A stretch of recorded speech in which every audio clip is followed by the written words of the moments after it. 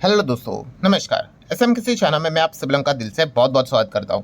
दोस्तों, अभी आप सभी लोगों को पता है दुनिया में तो एक ही टॉपिक यहाँ पे चल रहा है, जो कि कल रात जो ट्रंप ने फाइनली रिवील कर दिया कि भाई कितना reciprocal tariff country wise country and sector wise sector यहाँ पे क्या लगेगा। ये सारी चीज़ें उन्होंने क्लियर करके यहाँ पे रखी हुई है। और जैसे ये चीज़ें हमारे सामने आते हुए देखने को मिल चुकी है, पूरे दुनिया के बाजार की अगर हम लोग यहाँ पे बात कर ले दोस्तों, तो मैक्सिमम बाजार में हम लोग को बहुत बड़ा भूकंप देखने को यहाँ पे मिल रहा है। और ये जो इम्पैक्ट होते हैं दोस्तों इन चीज़ों के, ये काफ़ी लॉन्ग टर्म तक हम लोग को आते हुए देखने को यहाँ पे मिल जाते हैं। डेफिनेटली अगर हम लोग यहाँ पे बात करें तो दुनिया के जो बाजार है किस प्रकार से कोलैप्स होते हुए देखने को मिल चुके हैं, किस प्रकार का प्रेशर हम लोग को देखने को यहाँ पे मिल रहा है।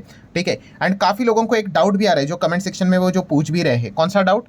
कि सर यहाँ पे जो ऐसा क्यों बोला जा रहा है कि हमारे मार्केट के लिए कल का दिन तो और भी ज़्यादा इंपॉर्टेंट रहने वाला है। तो ये सारी चीज़ें इसी वीडियो में मैं स्टेप बाय स्टेप यहाँ पे कवर करने वाला हूँ। तो चलो स्टार्ट करते हैं। सबसे पहले तो जैसे कि आपको पता है यूरोपियन बाजार की अगर हम लोग बात करें, यूरोप में तो भाई भूकंप देखने को यहाँ पे मिल ही चुका है। ठीक है। यूरोपियन यूनियन से लेकर यूरोपियन कंट्रीज तक यहाँ पे अनाउंस कर चुकी है कि भाई ट्रंप ने जो चीज़ें की है उसका जवाब, उसका खामियाजा उनको भी यहाँ पे भुगतना पड़ेगा। ठीक है। जैसे कि अगर मैं बात करूँ एक एक पहले हम लोग देख लेते हैं, जर्मनी के मार्केट की बात कर लेते हैं। ठीक है। अभी बहुत सारे लोग ऐसे होंगे कि शायद से उन्होंने पहली बार इस प्रकार के विदेश के मार्केट के मेन इंडेक्स को भी देखा होगा। ठीक है। चलो स्टार्ट करते हैं। जर्मनी का अगर हम बात करें दोस्तों तो रहता है डैक्स। तो डैक्स की बात करें तो डैक्स का 2% तक हम लोग को गिरावट देखने को मिल रहा है। सेम आप देख सकते हो हमारे मार्केट की शुरुआत जैसी हुई थी गिरावट के साथ, वैसी शुरुआत डैक्स की भी हम लोग को देखने को यहाँ पे मिली थी। फिर हमारे मार्केट की तरह ही वो कमबैक करने का कोशिश कर रहा था, बट वो कोशिश फेल हो गया एंड वापस आप देख सकते हो गिरावट हम लोग को देखने को यहाँ पे मिल रही है।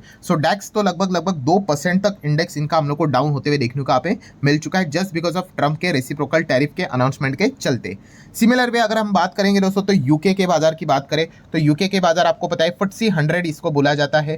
ठीक है। तो इसमें लगभग 1.25% से ज़्यादा की गिरावट फिलहाल तो देखने को मिले। ऑब्वियसली मैं वीडियो बना रहा हूँ तभी तक की स्थिति है, बाकी चीज़ें 19-20 होती है, ऊपर नीचे हो सकती है। इनके भी इंडेक्स की अगर हम लोग बात करें एकदम से शुरुआत में ही डीप गिरावट हम लोग को देखने को यहाँ पे मिल गए एंड उसके बाद कंटिन्यूसली अगर आप देखोगे तो प्रेशर हम लोग को और ज़्यादा बढ़ते हुए देखने को यहाँ पे मिल रहा है। जर्मनी, यूके की बात कर ले, उसी के साथ साथ फ्रांस, ये अमेरिका यूरोप का एक और बड़ा मार्केट हम लोग को देखने को यहाँ पे मिल जाता है। तो फ्रांस की अगर हम बात करें तो CAC 40, ठीक है, कैक 40 की अगर हम लोग यहाँ पे बात कर ले दोस्तों तो 0.3% तक हम लोग को एक क्रैश होते हुए देखने को यहाँ पे मिल चुका है। एकदम गैप डाउन के साथ ही इसकी शुरुआत हम लोग को देखने को यहाँ पे मिल गई एंड उसके बाद अगर आप देख सकते हो कि और ज़्यादा वहाँ के बियर वाले जो है उनको मदद मिल रही है, जिस प्रकार की खबरें हम लोग को देखने को यहाँ पे मिल चुकी है उस चीज़ को लेकर। दुनिया के बाजार में हाहाकार मचते हुए हम लोग को देखने को यहाँ पे मिल चुका है। और भी बहुत सारे बाजार है, उसके ऊपर अभी हम लोग यहाँ पे जाएंगे। बट जर्मनी एंड फ्रांस ने तो भाई यहाँ पे बोल दिया है कि हम एग्रेसिवली टैरिफ का यहाँ पे रिस्पॉन्स देने वाले, इसके लिए अमेरिका भी यहाँ पे तैयार हो जाए। डेफिनेटली अगर एक ने टैरिफ लगा दिया दूसरा भी टैरिफ लगाना स्टार्ट करेगा तो अल्टीमेटली हम लोग ट्रेड वॉर की दिशा में यहाँ पे चलते जाएंगे। एंड ट्रेड वॉर अगर इसी प्रकार से हायर लेवल पे अगर हो गया तो दुनिया की इकोनॉमी के लिए काफ़ी बड़ा वो नेगेटिव इंपैक्ट हम लोग को देखने को यहाँ पे मिल जाता है। कई सालों पहले इसी प्रकार के ट्रेड वॉर्स हम लोग को देखने को मिले थे, सभी देशों के हम लोग को नुकसान होते हुए देखने को यहाँ पे मिला था। देन अगर हम लोग यहाँ पे बात करेंगे अगली एक कंट्री हम लोग को देखने को यहाँ पे मिल जाती है जो कि नीदरलैंड, हॉलैंड, आप जैसा चाहो कह सकते हो, डच भी कह सकते हो। एम्स्टर्डम की अगर हम लोग यहाँ पे बात कर ले, उन्हीं का ये इंडेक्स हम लोग को देखने को यहाँ पे मिल जाता है, जो कि लगभग आप देख सकते हो 2.5% तक हम लोग को नीचे आते हुए देखने को यहाँ पे मिल चुका है। नीदरलैंड से रिलेटेड मेजर इंडेक्स कौन सा है? AEX इंडेक्स करके। ठीक है। जैसे कि मैंने कहा कि अगर आप पहली बार इन सभी चीज़ों को यहाँ पे देख रहे हो, जान रहे हो, तो जस्ट कमेंट सेक्शन में यस करके बोल देना। ठीक है। क्योंकि इस प्रकार से ग्लोबल लेवल के मार्केट को भी मैं कवर यहाँ पे करवाते रहता हूँ। देन अगर हम लोग बात करेंगे दोस्तों तो यहाँ पे स्पेन का बाजार, या स्पेन के बाजार की हालत क्या है, तो ये भी आप देख सकते हो 1.5% तक ये भी हम लोग को उससे भी ज़्यादा टूटते हुए देखने को मिल चुका है, जिसका इंडेक्स का नाम आप देख सकते हो IBEX 35 करके। ठीक है। डेफिनेटली हम यहाँ पे कह सकते हैं इनकी भी हालत खराब ही देखने को मिल रही है। इनका भी सेम वैसे ही था, गैप डाउन देखने को मिला, फिर थोड़ी बहुत रिकवरी हुई थी, फिर वापस उसी दिशा में हम लोग को वो आते हुए देखने को यहाँ पे मिल चुके हैं।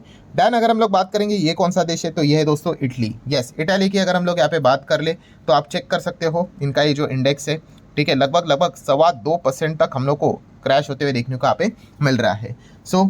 हम कह सकते हैं पूरे यूरोप के बाजार की अगर हम लोग बात करेंगे तो मोर देन 80-85% जो इंडेक्स है वो टूटते हुए देखने को मिल चुके हैं। काफ़ी रेयरली कुछ कम कंट्रीज के इंडेक्स देखने को मिल रहे हैं, वो एकदम पॉइंट में हरे निशान में देखने को यहाँ पे मिल रहे हैं। मतलब गिरावट वाले बहुत ज़्यादा बड़े लेवल से गिर रहे हैं और जो भाग रहे हैं वो भी बहुत ही छोटा सा, मतलब आप ऐसे बोल सकते हो कि ज़्यादा गिर नहीं रहे हैं, यही बड़ी अचीवमेंट देखने को मिल रही है। देन अगर हम लोग बात करेंगे दोस्तों तो स्विट्जरलैंड, स्विस की अगर हम लोग बात करेंगे तो इनका भी जो मार्केट है आप यहाँ पे देख सकते हो, SMI इंडेक्स हम लोग को ये देखने को यहाँ पे मिल जाता है, लगभग 2% के आसपास ये भी लुढ़कते हुए देखने को यहाँ पे मिल रहा है। और इनकी भी शुरुआत वैसे ही गैप डाउन देखने को मिल गई और धीमे धीमे करके हम लोग को वो नीचे ही फिसलते हुए देखने को यहाँ पे मिल रहा था। देन अगर हम लोग यहाँ पे नेक्स्ट बात करेंगे दोस्तों तो ऑस्ट्रिया, यस ऑस्ट्रिया कंट्री का एक फ्लैग देखने को यहाँ पे मिल रहा है।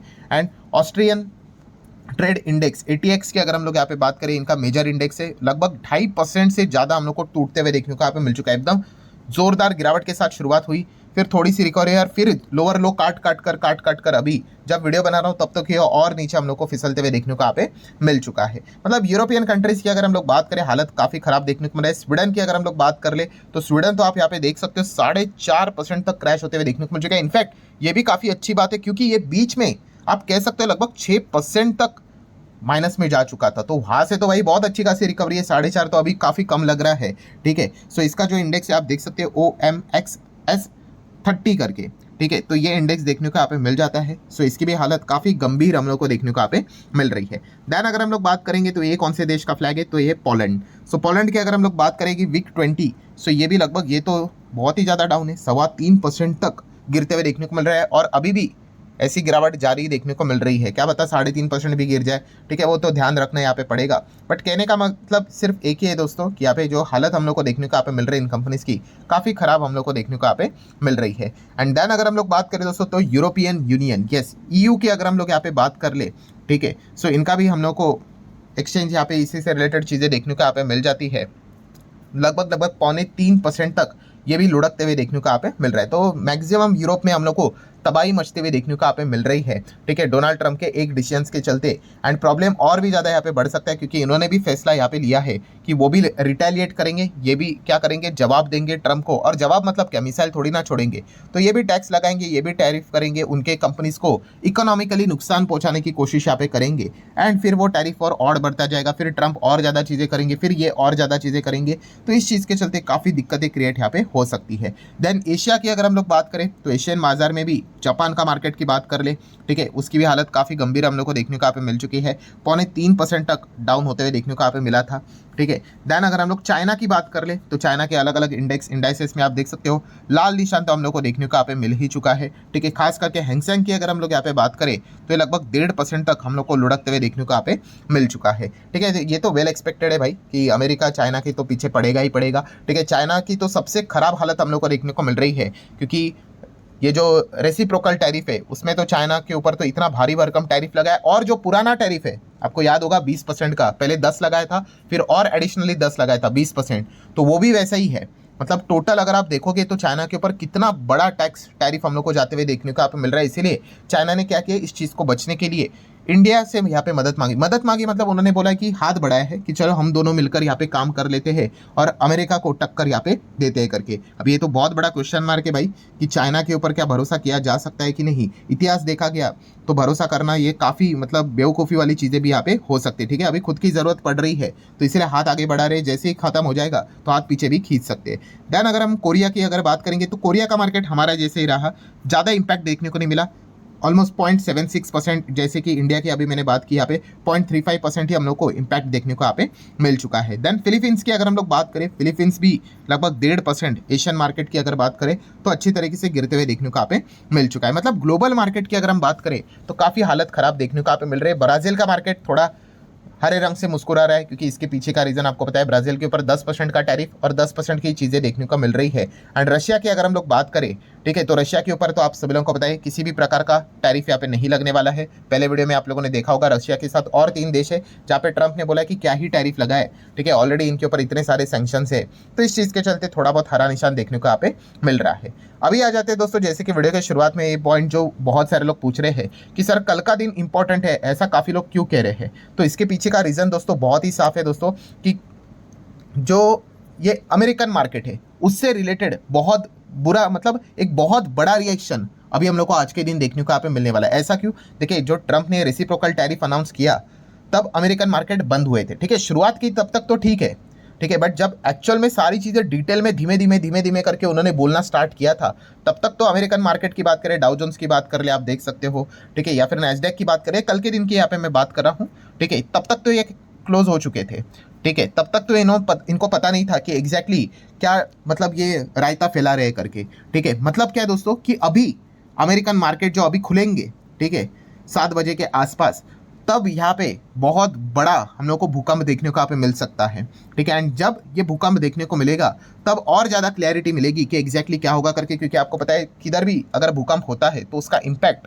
बहुत दूर तक आता है, ठीक है। और इंडियन मार्केट की बात कर ले तो अमेरिका से रिलेटेड बहुत ज़्यादा लिंकेज हम लोग को देखने को मिल जाते हैं, क्योंकि जो विदेशी इन्वेस्टर होते हैं वो दुनिया भर के मार्केट में इन्वेस्ट करते हैं, नो डाउट, ठीक है।